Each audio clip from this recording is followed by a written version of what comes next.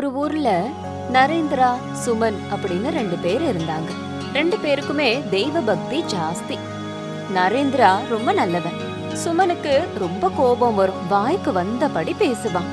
ஒரு நாள் சுமன் வெளியில வரும்போது அவன் வாசல்ல ஒரு மாடு சத்தமா கத்திக்கிட்டே நின்னுக்கிட்டு இருந்துச்சு. அத பார்த்து, அடடா, காலங்காத்தாலே எங்க இருந்து இந்த மாடு வந்துச்சு? காது கிழிய கத்துது அப்படின்னு அது அங்கிருந்து துரத்துறதுக்கான முயற்சிய பண்ணான். ஆனா அது அங்கிருந்து நகராம அங்கிருந்து இன்னும் சத்தமா கத்துச்சு. அத பார்த்து இன்னும் கோபப்பட்டு, எவ்வளவு துரத்துனாலும் போக மாட்டேங்குதே, இரு இது கதைய பாக்குறேன் அப்படின்னு ஒரு கட்டையை எடுத்து அடிக்க ஆரம்பிச்சிட்டான். மாடு அங்கிருந்து நகரவே இல்ல. அவன் மாட்டை இன்னும் அதிகமா அடிக்க ஆரம்பிச்சான். அந்த நேரத்துல நரேந்திரா அங்க நடந்து வந்து எல்லாத்தையும் பார்த்துட்டு, ஐயோ, என்ன இவன் இப்படி மூர்க்கமா நடந்துக்கிறான் அப்படின்னு வேக வேகமா அவன் கிட்ட போய், ஐயோ நரேந்திரா, அது அப்படி அடிக்காதடா, உனக்கு கொஞ்சமாவது அறிவு இருக்கா அப்படின்னு கோபமா கேட்டான். அப்போ சுமன், அட போடா, என் வீட்டு வாசல்ல வந்து எப்படி கத்துதுன்னு உனக்கு தெரியுமா? காது கிழிய கத்துது, எவ்வளவு துரத்துனாலும் போக மாட்டேங்குது. இப்படி பண்ணா என்ன தூக்கி வச்சு கொஞ்சுவாங்களா? அதுக்கு எப்படிடா தெரியும்? மனுஷங்களுக்கே இப்பெல்லாம் அறிவு இருக்கிறது இல்ல. 5 அறிவு ஜீவனுக்கு எப்படி தெரியும்? நம்ம தான் அதுங்களை புரிஞ்சுக்கணும். எனக்கெல்லாம் புரிஞ்சுக்க முடியாதுடா. வேணும்னா இத நீயே ஓட்டிக்கிட்டு போ. உன் வீட்டு முன்னாடி கட்டி வச்சு உன் இஷ்டப்படி செய். அதுக்கு நரேந்திரா, சரி, நான் எடுத்துட்டு போறேன் அப்படின்னு அத கட்டி அவனோட வீட்டுக்கு கொண்டு போனான். அத அவன் வீட்டு எதிர்க்க இருந்த கொட்டாயில கட்டி அந்த மாட்டுக்கு தேவையான வைக்கோல வச்சு அதோட காயங்களுக்கு மருந்து தடவி அதை விட்டுட்டு அங்கிருந்து போனாரு. அன்னைக்கு ராத்திரி சுமனோட கனவுல யாரோ ஒருத்தர் வந்து அவன்கிட்ட, சுமன், நான் ஒரு மாய பசு. உனக்கு அதிர்ஷ்டம் கொடுக்கணுங்கிறதுக்காக உன்கிட்ட வந்தா நீ என்ன நரேந்தர் வீட்டுக்கு அனுப்பிட்ட. உடனே சுமன் தூக்கத்துல இருந்து எழும்பி, அடடா, என்ன தப்பு பண்ணிட்டேன்? அந்த பசுமாடு மாயமாடா அப்படின்னு மறுநாள் காலையிலேயே எழுந்திருச்சு நரேந்தர் வீட்டுக்கு போனான். அங்க அவன்கிட்ட, நரேந்திரா, மாட்டை என்கிட்ட கொடுத்துரு, அத நான் இங்க இருந்து கொண்டு போறேன். நேத்து வேண்டான்னு சொன்ன, இன்னைக்கு எடுத்துட்டு போறேன்ற. என்ன மன்னிச்சிருடா, நான் மனுஷங்கிறதைய மறந்து மிருகத்தனமா இதுகிட்ட நடந்துகிட்டேன். இனிமே இந்த மாட்டை நான் ரொம்ப ஜாக்கிரதையா பாதுகாப்பா பாத்துப்பேன். அப்படி சொன்னதை நம்பி நரேந்திரா, சரி, எடுத்துட்டு போ. இனிமே இதை என்னைக்கும் அடிக்காத, அதுங்க வாயில்லா ஜீவன் அப்படின்னு சொன்னாரு. சரி சரி, இனிமே நான் அப்படிலாம் செய்ய மாட்டேன் அப்படின்னு சொல்லிக்கிட்டு இருக்கும்போது மாடு கொஞ்சம் கூட அசையாம அங்கேயே இருந்துச்சு. அவன் எவ்வளவு முயற்சி பண்ணாலும் மாடு நகராததால கோவத்துல அத அடிச்சான். உடனே அந்த பசு ஒரு தேவதையா மாறி, சுமன், நீ என்ன காரியம் செஞ்சுட்டு இருக்க? தெய்வ பக்தி மட்டும் இருந்தா போதாது. மனுஷனுக்கு உதவி செய்யற குணமும் விலங்குகள் மேல கருணையும் இரக்கமும் இருக்கணும். உண்மையிலேயே அந்த இடத்துல நிஜமான பசு இருந்ததுன்னா அதுக்கு எவ்வளவு வலி ஏற்பட்டு இருக்கும். உங்களை சோதிக்கிறதுக்காக தான் நான் இந்த பசு மாட்டு உருவத்துல வந்திருந்தேன். அந்த பரீட்சையில நரேந்தர் ஜெயிச்சிட்டான். நீ தோத்துட்ட. இப்ப கூட நீ உன் கனவுல இது மாய பசுன்னு தெரிஞ்சுதான் இங்க வந்தியே தவிர அது மேல உள்ள அன்பால இங்க வரல. அங்கேயே புரிஞ்சிடுச்சு நீ எவ்வளவு சுயநலவாதின்னு. மனிதர்கள் மேலேயும் விலங்குகள் மேலேயும் இரக்கம் இல்லாதவன் என்னை எவ்வளவு கும்பிட்டாலும் நான் மனம் இறங்கவே மாட்டேன் அப்படின்னு சொல்லி நரேந்தர் கிட்ட, நரேந்திரா, நீ மனித நேயத்தோட இவ்வளவு நாள் வாழ்ந்ததால உனக்கு நான் வரம் அளிக்க போறேன். எந்த மாடு மேல அன்பு வச்சு எந்த மரத்துல அத கட்டுனியோ அந்த மரமே உன் தேவைகள் எல்லாத்தையும் பூர்த்தி பண்ணும் மாய மரமா மாறும் அப்படின்னு வரம் கொடுத்து அங்கிருந்து மாயமாயிட்டாங்க. அந்த தேவதையோட வரத்தால நரேந்தர் ரொம்ப சந்தோஷப்பட்டான். தனக்கு தேவையான பணம், பண்டங்கள் இது எல்லாத்தையும் அந்த மாய மரத்துக்கிட்ட கேட்டு அத பெற்றுக்கொண்டான். அவ உடனே தேவதைய வணங்கி நன்றியையும் தெரிவிச்சான். அது எல்லாத்தையும் பார்த்துட்டு இருந்த சுமன் மனசுக்குள்ளேயே தன்னைத்தானே நொந்துக்கிட்டு அங்கிருந்து போயிட்டான். பொது நலத்தோட உதவி செய்யும் போது எப்பவும் கடவுளோட அனுகிரகம் அவங்களுக்கு இருக்கும். அது ஒரு பட்டணம். அங்க சுமன் ஒரு பெரிய திருடனா வாழ்ந்து வந்தான். அவன் கொஞ்ச நாளைக்கு முன்னாடிதான் ஜெயில் தண்டனையில இருந்து வெளியில வந்து வீட்டுக்கு போயிட்டு இருந்தான். அப்ப அவனோட மனைவி, இப்பவாவது நீங்க திருந்தினீங்களா? தயவு செஞ்சு உங்க மனச மாத்திக்கிட்டு இனிமேலாவது திருடாதீங்க. என்னம்மா, என்ன பேசுற? இவ்ளோ நாள் நான் திருடிட்டு வந்த காசுல தான் நீயும் சாப்பிட்டு இருக்க, ஞாபகம் இருக்கா? அத என்னைக்கும் மறந்துடாத. ச்சீ, நீங்க எத்தனை தடவை சொன்னாலும் திருந்த மாட்டீங்க அப்படின்னு வீட்டுக்குள்ள போயிட்டான். அப்போ சுமன் நல்லா யோசிச்சு மனசுக்குள்ள, இது வேலைக்காகாது. இனிமே யார் கையிலயும் மாட்டாம இருக்கணும். கொள்ளை அடிக்கணும், ஆனா பேர் வெளியே வரக்கூடாது. என்ன பண்ணலாம்? அப்படின்னு தீவிரமா யோசிச்சுக்கிட்டு இருந்தான். அப்ப அவங்க வீட்ல ஒரு சின்ன பொம்மை ஹெலிகாப்டர் இருந்தது. அத பார்த்து சுமந்த் தன்னோட மனைவி கிட்ட, சுமி, சுமித்ரா, கொஞ்சம் இங்க வாயேன். அந்த ஹெலிகாப்டர் யாரோடது? அது எங்க அண்ணன் குழந்தைக்கு வாங்கிட்டு வந்தாரு. அதுல ரிமோட் கண்ட்ரோலும் இருக்கு. அது மூலமா அத எவ்வளவு தூரம் வேணாலும் எடுத்துட்டு போலாம். எனக்கு கூட ரொம்ப பிடிச்சது. அப்ப அவனுக்கு ஒரு ஆலோசனை வந்துச்சு. இந்த ஹெலிகாப்டர் வச்சு என்னால செம்மையா சம்பாதிக்க முடியும் அப்படின்னு அந்த ஹெலிகாப்டரை எடுத்துக்கிட்டு அத அவன் போன்ல கனெக்ட் பண்ணி அத ஒரு பெரிய பணக்காரரோட ஷாப்பிங் காம்ப்ளெக்ஸ் முன்னாடி கொண்டு வந்து நிறுத்தினான். அத பார்த்த அந்த வியாபாரி பயங்கர ஆச்சரியப்பட்டு, அப்போ அந்த ஹெலிகாப்டரோட கனெக்ட் பண்ணப்பட்ட போன்ல இருந்து, ஏய், மரியாதையா நாளை காலையில 8 மணிக்கு உன்கிட்ட இருக்கிற பணத்தெல்லாம் எடுத்து வைக்கிற. நாளைக்கு இந்த ஹெலிகாப்டர் வரும். அந்த பணத்தை இதுல வச்சிடு. இந்த விஷயத்த நீ யார்கிட்டயாச்சும் சொன்னேன்னா உன் உயிரோட சேர்த்து உன் பையன் உயிரும் போயிடும் அப்படின்னு சொல்லி அந்த ஹெலிகாப்டர் அங்க இருந்து இன்னொரு கடை வாசல்ல போய் நின்னுக்கிட்டு அதே மாதிரி சொல்லுச்சு. அத கேட்டு அந்த வியாபாரி ரொம்ப பயந்துட்டாரு. ஹெலிகாப்டரை மறுபடியும் சுமந்த் வீட்டுக்கு கொண்டு வந்துட்டான். மறுநாள் காலையில விடிஞ்சுது. அந்த 2 வியாபாரிகளும் பயந்துகிட்டே ஹெலிகாப்டருக்காக காத்துக்கிட்டு இருந்தாங்க. அப்போ அங்க ஹெலிகாப்டர் வந்தது. அதுல இருந்த போன்ல, மரியாதையா பணத்தை இதுல வச்சுட்டு இங்க இருந்து ஓடி போயிடு அப்படின்னு வாய்ஸ் மெசேஜ் கொடுத்தான். சரி சரி, இப்பவே தோற அப்படின்னு பணத்தை கொண்டு வந்து ஹெலிகாப்டர்ல வச்சாரு. அவர் அப்படி செஞ்ச உடனேயே ஹெலிகாப்டர் அங்க இருந்து கிளம்பிடுச்சு. கொஞ்ச தூரம் தள்ளி இன்னொரு வியாபாரியோட கடை முன்னாடி வந்து ஹெலிகாப்டர் நிறுத்தினான். டேய், மரியாதையா பணத்தை எடு, இல்லனா இதே ஹெலிகாப்டர் வச்சு உன்னை சாகடிச்சிருவேன் அப்படின்னு சொன்னான். உடனே அவரும் இருந்த பணத்தை எடுத்துட்டு வந்து ஹெலிகாப்டர்ல இருந்த பையில வச்சான். உடனேயே சுமந்த் ஹெலிகாப்டரை ரிமோட் கண்ட்ரோல் உதவியோட எடுத்துட்டு போனான். ஹெலிகாப்டர் கொஞ்சம் பறக்க ஆரம்பிச்சதும் பயங்கரமான காத்து அடிச்சுது. அந்த காத்துல ஹெலிகாப்டர் அப்படி இப்படின்னு அலமோத ஆரம்பிச்சது.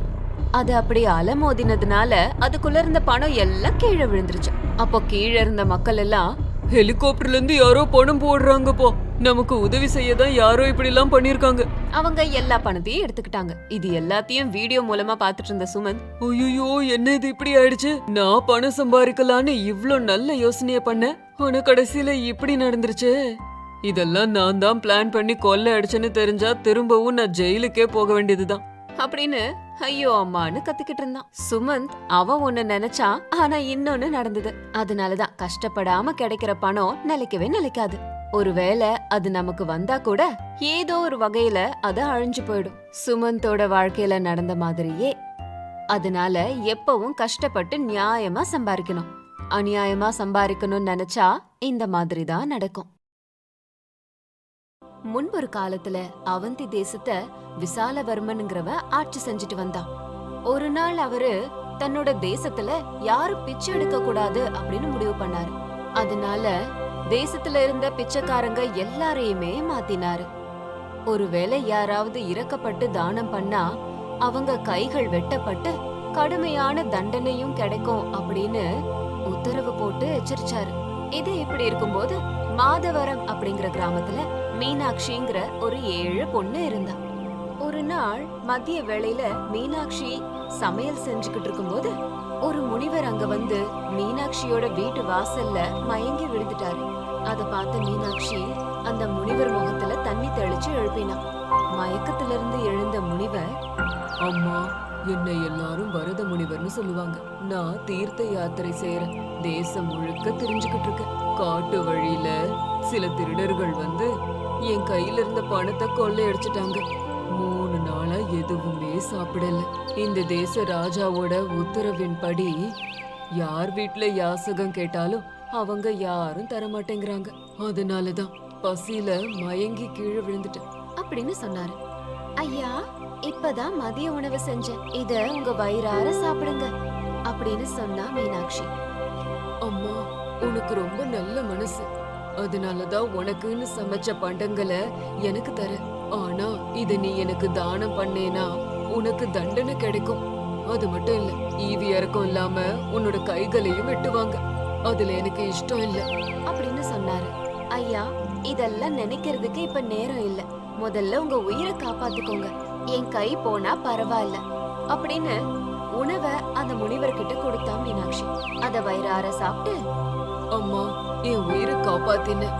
இந்த உதவிய என் உயிர் இருக்கிற வரைக்கும் மறக்க மாட்டேன். நல்லா இருமா அப்படின்னு சொல்லிட்டு அங்கிருந்து போயிட்டாரு.